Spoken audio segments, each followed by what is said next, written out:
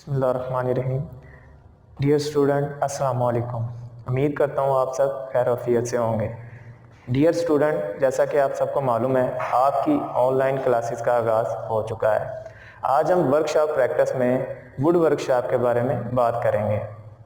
जैसे आप लोग जानते हैं कि हम क्लासेस जब हमारी चल रही थी तो हमने वुड वर्कशॉप ओरिएंटेशन का टॉपिक जो पढ़ लिया हुआ था। ओरिएंटेशन में हमने ये पढ़ा था कि हमारी जो वर्कशॉप है उसकी ओरिएंटेशन कैसी होनी चाहिए। उसमें प्रॉपरली एयर फ्लो होना चाहिए, प्रॉपरली लाइट का इंतज़ाम होना चाहिए, हमारा जो वर्किंग एरिया वो नीट एंड क्लीन होना चाहिए। उसके अलावा हमारा जो ट्रैवलिंग एरिया है वो भी साफ़ सुथरा होना चाहिए। तो ये हम टॉपिक अपनी क्लासेस के दौरान मुकम्मल कर चुके हैं। इसके बाद हमने पढ़े थे इम्पैक्ट टूल्स। तो इम्पैक्ट टूल्स होते क्या हैं? तो इम्पैक्ट टूल्स भी हमने पढ़ चुके हैं कि इम्पैक्ट टूल्स जो हैं हमारे इम्पैक्ट किसी भी वर्क पीस के ऊपर या हमारे मतलूबा जॉब के ऊपर इम्पैक्ट डालने के लिए इस्तेमाल किए जाते हैं, जिनमें हमने हैमर्स और उनकी टाइप्स वगैरह के बारे में पढ़ा था। इसके बाद हमने मेजरिंग टूल्स पढ़ रहे थे। तो मेजरिंग टूल्स होता क्या है? सबसे पहले तो पैमाइश होती क्या है? किसी नामालूम वर्क पीस का साइज़ वगैरह जो है वो मालूम करने के लिए या उसका फासला मापने के लिए जो भी हम औजार वगैरह। तो मेजरिंग टूल जो है वो हमारे पास, क्योंकि हम टॉपिक पढ़ रहे हैं, तो मेजरिंग टूल होते क्या हैं? तो किसी भी वर्क पीस की पैमाइश लेने वाले औजार जो होते हैं वो हमारे पास मेजरिंग टूल कहलाते हैं। वैसे तो मेजरिंग टूल बहुत ज़्यादा हैं, जिद्दत काफ़ी ज़्यादा आ चुकी है, बहुत ज़्यादा मेजरिंग टूल इस्तेमाल कर रहे हैं, लेकिन हम अपने कोर्स पॉइंट ऑफ व्यू से अगर देखते हैं तो हमने क्लासेस के दौरान जो है अपने जैसे रूल्स हैं, स्केल्स हैं, ये पढ़ लिए हुए हैं। सॉलिड पैमाइशी टूल्स हैं वो हम पढ़ चुके हैं। तो इसके अलावा हमने अब जो पढ़ रहे थे वो था कुतर मापने वाले, सर्कुलर की पैमाइश करने वाले जो है मेजरिंग टूल्स हैं वो पढ़ रहे थे, जिन पर हमारे पास हमारे पास टूल्स थे, जिनमें हमारे पास इनसाइड कैलिपर था, आउटसाइड कैलिपर था, डिवाइडर था। ये हम ऑलरेडी पढ़ चुके हैं, जिनमें यह था कि अगर आउटसाइड कैलिपर है तो हम किसी भी वर्क पीस की आउटर डाया जो होता है वो मालूम करने के लिए इस्तेमाल कर रहे होते हैं। इसी तरह हमारे पास जो इनसाइड कैलिपर है तो वो इंटरनल डाया मालूम करने के लिए इस्तेमाल किया जाता है। लेकिन ये जो हमारे पास कैलिपर्स इस्तेमाल हो रहे हैं ये वर्नियर कैलिपर से इस तरह डिफरेंट हैं कि वर्नियर कैलिपर जो होता है ये हमें डायरेक्टली पैमाइश बता रहा होता है, जो कि उसका एक रीडिंग मेथड होता है। लेकिन यहाँ पर जो हम कैलिपर्स पढ़ रहे हैं इनमें हम इनसे जो पैमाइश ले रहे हैं उसको हम ट्रांसफ़र कर रहे होते हैं अपने स्केल के ऊपर, जहाँ से हमें पता चल रहा होता है ये हमारा वर्क पीस जो है इसकी क्या पैमाइश आ रही है। तो आज हम अपने टॉपिक, अपने लेक्चर के पॉइंट, अपने कोर्स के पॉइंट ऑफ व्यू के मुताबिक, तो हम आज अपने कोर्स पॉइंट ऑफ व्यू से मेजरिंग टूल की जो टाइप्स हैं, जो कि कुतर मापने वाले हमारे पास कैलिपर्स हैं, उनमें हम ओड लेग कैलिपर्स उसके बारे में डिस्कस करेंगे। तो ओड का लेग कैलिपर जो है अगर कंस्ट्रक्शन पॉइंट ऑफ व्यू से हम देखें तो उसकी मैंने ये एक तस्वीर बनाई हुई है आपको समझाने के लिए। तो ये दो टांगों पर इस मुश्तमिल होता है।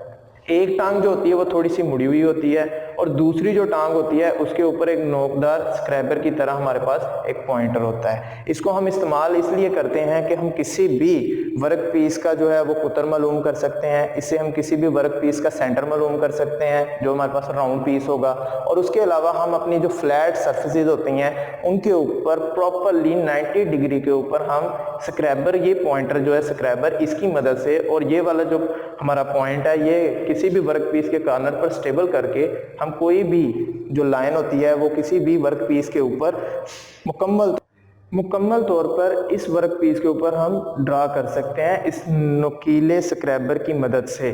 ठीक है। फॉर एग्जांपल अगर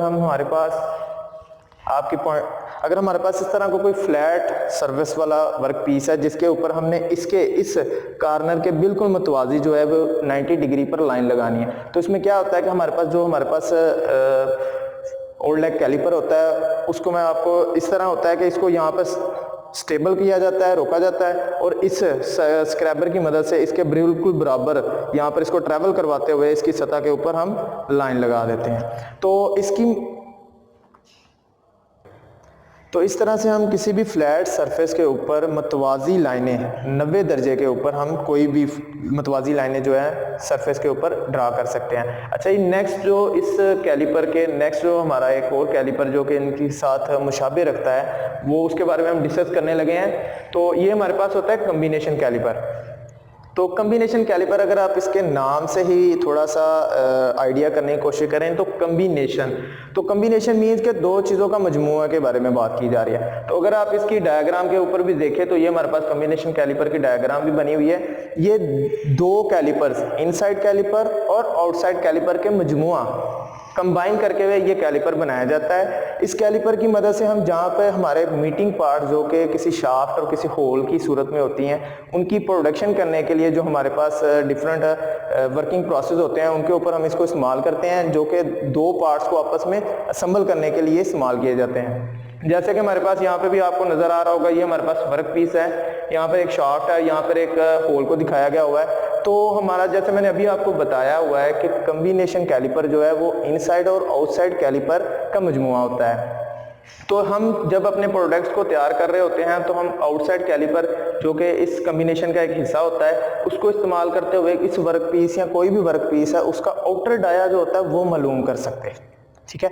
और उसके बाद हम जो इनसाइड कैलिपर होता है उसकी मदद से हम किसी भी होल का जो इंटरनल डाया होगा वो आसानी से मालूम कर लेंगे, जिसकी मदद से हम देखें, अगर आप इनकी डिमेंशन भी देखें तो 22 millimetre and 22 millimetre. It means that कि हम इनकी जो डिमेंशंस हैं उनको भी बाकायदा तौर पे प्रेफर करते हुए इनको आसानी के साथ डेवलप कर सकते हैं, बना सकते हैं, और बाद में बनाने के बाद इनको आसानी के साथ संभल कर सकते हैं, ताकि ना कि हमने कम्बिनेशन कैलिपर की मदद से इनकी डिमेंशन जो होते हैं, साइज होते हैं, वो मेजर कर लिए होते हैं। तो कम्बिनेशन कैलिपर जो होता है वो बेसिकली दो कैलिपर्स का मजमूआ है, इनसाइड कैलिपर और आउटसाइड कैलिपर, और इसको हम मीटिंग पार्ट्स की प्रोडक्शन के दौरान इस्तेमाल कर सकते हैं।